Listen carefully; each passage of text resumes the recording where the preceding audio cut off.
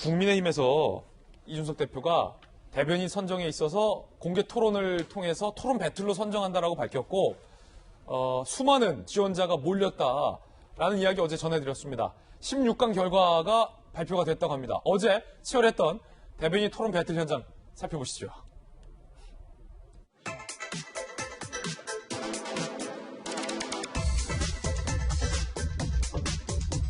저희도 이분들이 과연 어디서 뭐 하다가 오신 분들인가 궁금할 정도로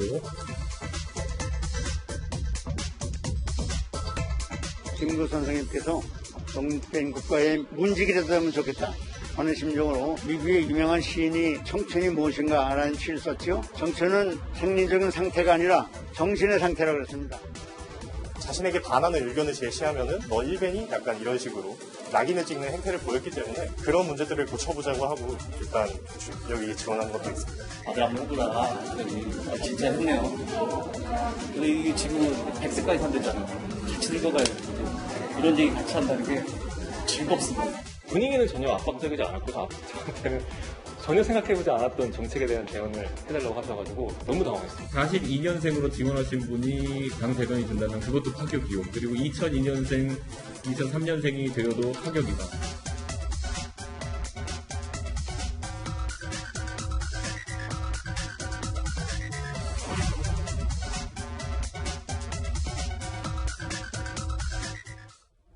자, 김수경 교수님 나오셨습니다. 김 교수님 어서 오세요.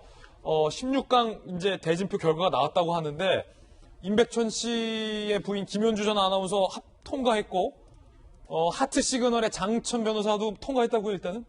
네, 지금 이제 16명이 이제 추려졌는데, 지금 임백천 씨의, 부인이죠. 이제 김현주 전 아나운서가 최연장자로 55세의 나이로 16강에 진출을 했습니다. 그렇군요. 그리고 가장 어린 분, 최연소 이제 16강 진출자는 고3 학생인 김민규 씨가 지금 올라와 있습니다. 김현주 아나운서 상당히 오랜만에 보네요, 이렇게. 그렇죠. 방송에 한동안 나오지 않으셨는데, 이렇게 예. 국민의힘의 이 대변인 선출, 토론 배틀의 최연장자로 지금 16강에 진출을 해서 굉장히 귀추가 주목되고 있고요. 그 외에도 이제 뭐 예능 프로그램에 등장했었던 뭐 장천 변호사라던가 아니면은 뭐 국민의힘 전 상근 부대변인인 뭐 황교안 씨라던가 한때 좀 마이크를 어쨌든 좀 잡아봤던 분들이 많이 진출을 해서 역시 그러한 경력이 좀 도움이 됐구나 싶고요. 어쨌든 이런 이 토론 배틀이라는 게 뭐 너무 쇼적이지 않냐라는 좀 비판도 있었고, 이제 모든 거를 뭐 경쟁이나 시험으로 뭐 판가름하려고 하는 것 아니냐라는 비판도 있었지만, 어쨌든 사람들의 관심을 많이 받고 있는 것만은 분명한 것 같고, 또 이제 워낙에 다양한 배경을 가지고 또 다양한 연령의 사람들이 이제 정치권에 어떻게 보면 노크를 하는 건데, 그동안에 이런 기회라는 건 굉장히 정해진 틀 안에서 이제 뻔한 사람들 안에서 정해진 반면에, 이번에는 굉장히 새로운 인물들이 이런 다양한 보여주는 모습들을 통해서 국민들의 관심을 확 사로잡으면서 이제 대변인이 되는 것이기 때문에 국민의힘의 입장으로서는 굉장히 성공한 어떤 그런 방식의 대변인 선출이다, 그런 생각이 듭니다. 그렇군요. 16강전을 우리 김병민 전 비대위원이 사회를 보는 걸로 저희가 알고 있는데, 어제 뭐 어떤 압박 질문들을 했다는 거예요, 이준석 대표 등이? 어제는 심사위원회 이준석 대표 그리고 여의도 연구원장 당 최고위원들이 모여서 굉장히 긴 시간의 질문들이 있었다는 것 같습니다. 가서 현장에 면접을 보고 왔던 사람들도 봤고, 또 면접으로 참가했던 사람들의 얘기도 들었는데, 뭐 예를 들어서 이제 문재인 대통령을 만난다면 무슨 질문을 건넬 것인가 등에 대한 즉흥적인 질문을 해서, 사실 평상시에 정치에 대해서 관심을 갖고 깊이 있게 생각하지 않았으면은 선뜻 얘기하기 어려운, 달변이라고 중요한 것이 아니라 정치에서는 평소 갖고 있던 생각과 이를 풀어내는 순발력이 매우 중요하거든요.